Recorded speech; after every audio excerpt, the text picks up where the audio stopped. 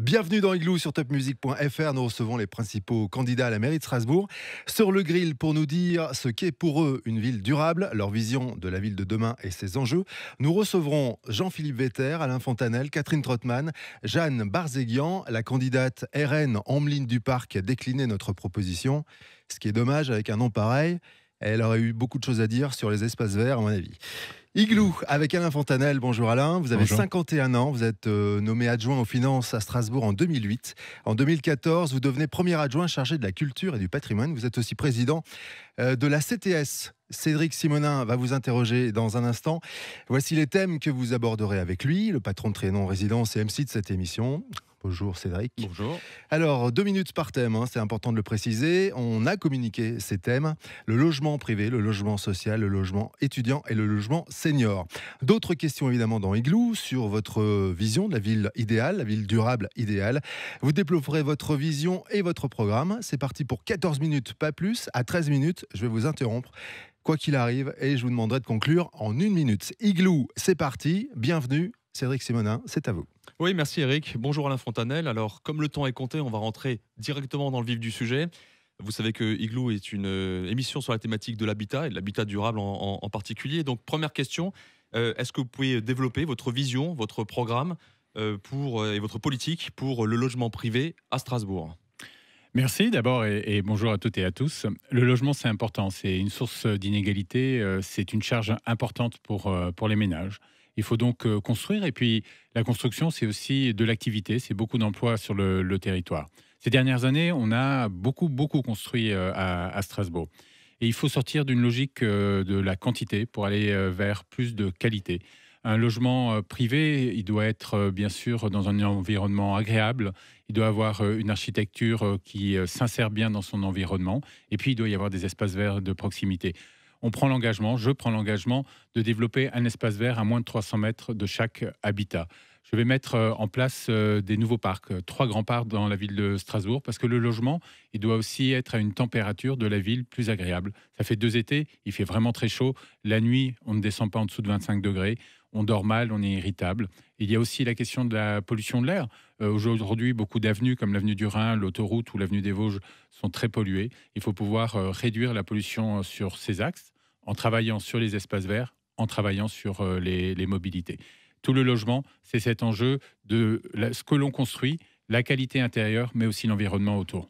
Ça veut dire construire moins, construire mieux, développer des îlots de fraîcheur. Est-ce que finalement c'est facile à réaliser et à mettre en œuvre? D'abord, il faut un engagement ferme parce qu'on ne peut pas construire beaucoup et avoir des espaces verts qui se développent. Il faut faire un choix. Ces dernières années, on a plutôt fait le choix de la construction. Je pense qu'à partir de 2020, maintenant, il faut faire le choix des espaces verts. Il ne faut plus partir de l'habitat vers la nature, mais partir de la nature vers l'habitat. C'est la nature qui va rendre la ville durable, agréable et vivable. Ça fait pile 2 minutes pour le premier sujet. On enchaîne avec le deuxième. Alors, sur la même thématique, alors votre vision pour la partie maintenant logement social à Strasbourg. On est une ville qui s'appauvrit. Aujourd'hui, Strasbourg est devenue la 3e grande ville la plus pauvre de France. Un habitant sur 4 vit sous le seuil de pauvreté. C'est concentré dans des quartiers, c'est concentré dans le logement social. Il faut d'abord retrouver de la mixité. Dans les quartiers, dans les écoles, s'il n'y a que des populations les plus pauvres, eh bien, il n'y a plus d'égalité des chances, il n'y a plus d'égalité de destin. Mixité. Deuxièmement, il faut aussi plus de transparence dans la répartition des logements sociaux. Il y a beaucoup de doutes, de suspicions sur la manière dont les logements sociaux sont aujourd'hui répartis et ça bloque le système. Beaucoup de personnes qui sont dans des logements sociaux demandent à changer parce que la cellule familiale évolue, parce qu'il y a par exemple un problème de mobilité, on était au 3e, on veut venir au rez-de-chaussée, ou alors parce que le logement est en mauvais état. Et ça, c'est une autre priorité.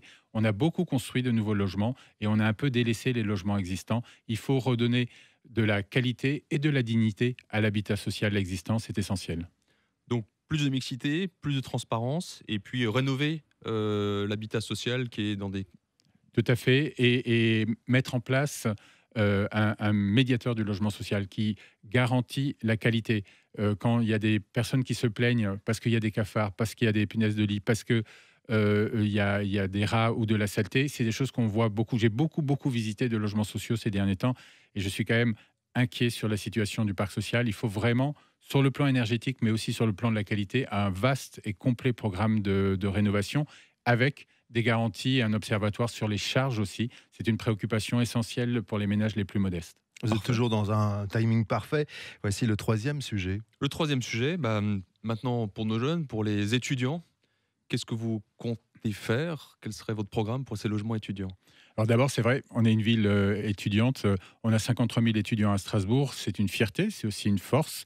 Et on travaille beaucoup sur la vie étudiante, notamment avec Alain Béretz, qui est sur la liste avec nous et qui est troisième, et qui est l'ancien président de l'université. Il faut offrir plus de logements pour les étudiants. Aujourd'hui, on a une précarisation d'une grande partie des étudiants et c'est un peu la conséquence directe du phénomène Airbnb.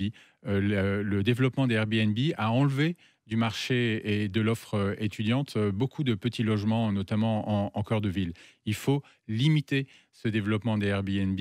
Il faut aussi faire en sorte qu'il y ait moins de logements vides. 10 000 logements vides à Strasbourg, c'est autant de logements qui ne sont pas sur le marché. Tout ça, Airbnb, logements vides, ça fait monter les prix des logements et ça exclut de plus en plus d'étudiants aux revenus modestes. Il faut donc pouvoir les accompagner pour les aider à trouver ces logements. Donc pour les étudiants, plus de logements et moins de précarisation. Exactement, et le développement de projets immobiliers autour de résidences étudiantes avec des services. Il en manque à Strasbourg, on en a beaucoup moins que dans d'autres grandes villes étudiantes. D'accord. On a un petit peu d'avance, mais aucun problème. Vous gardez un petit peu de temps pour la fin, c'est bien. Oui. Voici le quatrième sujet. Et on enchaîne après pour les seniors. Quelle est la politique du logement pour nos anciens? Alors les seniors, évidemment, ils sont de plus en plus nombreux dans nos villes et à Strasbourg comme dans les autres. Ils ont des attentes fortes de pouvoir trouver des logements accessibles, des logements aussi avec une part de service, c'est-à-dire c'est pas l'établissement spécialisé, c'est pas le logement classique isolé, c'est un logement dans lequel on peut avoir de la conciergerie, on peut avoir de l'accompagnement pour les petits travaux, on peut être livré facilement pour de la nourriture ou pour être accompagné et éviter cet isolement. Donc il faut développer ces projets multi-services, mais il faut aussi sortir les seniors de leur isolement avec un accompagnement, par exemple, les porteurs d'eau pour les périodes de canicule, mais il y a aussi l'accès aux loisirs qui est essentiel. Aujourd'hui, on a une carte jeune pour sport et culture. Eh bien, je propose que nous mettions en place une carte senior pour les mêmes types de services, pour casser l'isolement des seniors et puis leur permettre d'accéder facilement, à moindre coût, à des loisirs. Donc un développement pour les logements seniors, plus accessible, avec plus de services, pour éviter, autant que faire se peut, l'isolement de nos aînés, quoi. Tout à fait, c'est important. D'accord. Eh bien, c'est parfait. On est vraiment dans les temps. Et vous aurez même un petit peu plus de temps pour les pour ou contre. On les commence maintenant avec Cédric Simonin. Oui, alors on a 10 questions. Autant la première, on vous avait demandé de la préparer. Celle-là, vous ne savez pas à quelle sauce vous allez être mangé, mais elles ne sont pas méchantes. Donc on aurait 10-11 questions à vous poser. Vous répondez par pour ou contre. J'ai Vous pas de pouvez joker. développer, hein. Il n'y a pas de joker D'accord. possible. Vous pouvez développer si vous le souhaitez, mais vous avez 4 minutes. Donc c'est vous qui gérez votre temps. Alors, je commence. Première question, pour ou contre la voie de liaison intercommunale ouest, appelée communément VLIO. Tout ce qui permet de développer les transports en commun, et la VLIO permet d'être un support avec un accès rapide pour les transports en commun, est une bonne chose. C'est un enjeu aujourd'hui. On a fait beaucoup d'efforts sur Strasbourg et dans l'Eurométropole pour passer de la voiture au vélo, au transport en commun et à la marche à pied. Il faut aider ceux qui viennent de plus loin à pouvoir faire ce même chemin vers des transports plus doux. La VLIO est un outil dans cette direction. Donc pour. Pour. Ok. L'extension de la ligne de tram de Königshofen jusqu'à Wolfisheim. Bien sûr pour, indispensable, et ça doit commencer immédiatement après la fin des travaux qui sont en cours. Ces travaux se terminent fin mai et la ligne sera inaugurée début juin. Il faut tout de suite aller sur la phase 2 pour poursuivre ce projet. Parfait. L'extension de la ligne tram vers Schiltigheim. C'est d'abord un sujet métropolitain avec la commune de Schiltigheim. Si la ville de Schiltigheim y est favorable, je le soutiendrai bien sûr. Avec une exigence pour Strasbourg, c'est que cette ligne aille directement vers la gare pour faciliter l'accès direct gare et ne pas encombrer les boulevards strasbourgeois. Parfait. Des bateaux-bus sur l'île. Oui, c'est une bonne idée. Il faut regarder l'intérêt en termes d'exploitation. Ça existe déjà un peu pour le Parlement européen. Il y a une navette directe. Il faut pouvoir poursuivre l'expérimentation. Strasbourg est construit autour de l'eau, entre le Rhin et l'île et plusieurs bras de l'île. On doit revaloriser, retrouver ce contact direct avec l'eau. C'est un mode de vie. C'est aussi un rafraîchisseur naturel en période de canicule. Attention, il reste encore quelques questions, hein. Donc, pour. Hein, Pour. ok. Une police du vélo. Pour, je souhaite que Strasbourg ne soit pas simplement la capitale du vélo, mais qu'elle devienne la capitale du vélo responsable. Il faut qu'on mette en place le pied-à-terre, le centre-ville, le week-end, par exemple, rue des Grandes Accrades, Grand Rue, on ne peut pas circuler à vélo. Et pour faire respecter le pied-à-terre, pour faire respecter le code de la rue et par les vélos, notamment la lumière, les feux rouges, il faut une police engagée.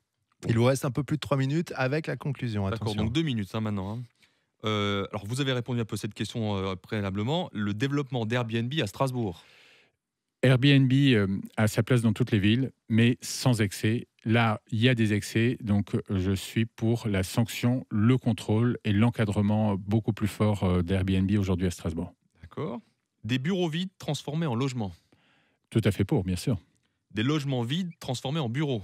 Ça dépend. Il faut être attentif à ne pas faire monter le prix des loyers locatifs. Par contre, dans le cœur de ville, il y a certaines professions libérales qui ont du mal à trouver ou à étendre leur activité. Donc, il faut regarder au cas par cas. Le stationnement payant entre midi et 2. Je suis pour le retour à la gratuité entre midi et 2. On l'a mis en place. Je l'ai soutenu.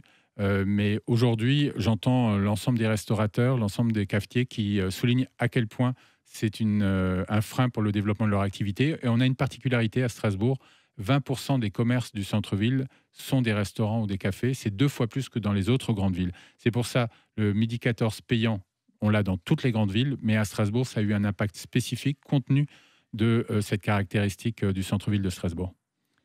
2 questions encore. Un grand marché couvert à Strasbourg. 1000 fois pour. D'abord parce que ma maman me le demande tous les jours depuis 10 ans. Alors, si je veux enfin être tranquille lors des repas le dimanche, il faut absolument ce marché couvert. C'est aussi là un mode de vie, c'est aussi une manière de valoriser une gastronomie alsacienne et strasbourgeoise. Donc, vraiment pour. Dernière question. Votre participation dans une future émission Igloo, si vous êtes élu. Il me reste du temps pour y réfléchir ou pas? Ouais. Bon, allez, je dis oui tout de suite. Du coup, il reste un petit peu de temps, évidemment. Moi, j'avais une question. Vous qui avez beaucoup voyagé, vécu à l'étranger, qu'avez-vous appris de ces résidences à l'étranger sur l'habitat et sur le logement, sur la ville de demain? C'est vrai que j'ai eu la chance de beaucoup voyager et j'ai habité 10 ans au Vietnam. Quand j'y étais, c'est une ville où 30% de la population avait moins de 2 mètres carrés par habitant. Une densité urbaine extraordinaire. Les gens vivaient les uns sur les autres, sans espace privé, ce qui construit un ordre social, mais aussi un besoin d'émancipation. Et ça montre à quel point penser la ville, penser l'espace pour chacun, penser aussi la transformation des modes de vie est essentiel. C'était vrai au Vietnam, c'est pleinement vrai aujourd'hui à Strasbourg. Alors, il vous reste 1 minute 30 exactement maintenant pour conclure. Votre vision de la ville durable, En c'est vrai. conclusion, voilà. Ouais. Quelle est votre vision de la ville durable? La ville durable, d'abord, elle doit être agréable à vivre. Elle doit prendre en compte les enjeux d'aujourd'hui et de demain, en particulier le réchauffement, les îlots de chaleur. Cela devient parfois insupportable de vivre. Il faut plus d'espace vert, il faut une relation à l'eau plus présente. Il faut aussi que la nature en ville permette de nourrir ses habitants. Aujourd'hui, ce que nous mangeons à Strasbourg n'est produit qu'à hauteur de 3% dans notre environnement. Il faut mieux manger en proximité. Mais la nature, la ville durable, c'est aussi des mobilités douces qui permettent de lutter contre la pollution de l'air. Et je propose le passage aux 24 heures sur 24, 7 jours sur 7 pour le tram, pour permettre à chacun de laisser sa voiture de côté, même quand il travaille la nuit, même quand il rentre tard ou quand il part tôt. Et c'est essentiel d'avoir ce choix. Mais la ville durable, la ville agréable, elle doit prendre en compte aussi les enjeux sociaux. Des frontières invisibles se sont installées entre les quartiers de notre ville. C'est bien d'abattre les frontières avec l'Allemagne. C'est essentiel de prendre en compte ces enjeux sociaux dans la ville. Il faut aider au retour à l'emploi des jeunes dans nos quartiers avec un système de coach et d'accompagnement. Il faut donner l'égalité des chances avec moins d'élèves dans les classes, dans nos écoles, et avec un meilleur accompagnement, avec un ATSEM par classe. C'est cet équilibre-là. Et il faut C'est aussi conclure. les enjeux économiques que l'on doit prendre en compte sans jamais opposer les uns aux autres. Et la ville durable, elle ne doit pas être punitive, elle doit être inclusive. Merci d'avoir respecté les bons timings. Merci Cédric Simonin. Merci. Cette émission, comme toutes les autres spéciales municipales à la fois à Strasbourg et à Mulhouse, on les retrouve sur topmusic.fr, sur le site d'Autriano Résidence et sur Facebook Igloo on Air. Merci Alain Fontanelle. Merci à vous. Merci Cédric Simonin. Merci. Et à très vite dans Igloo.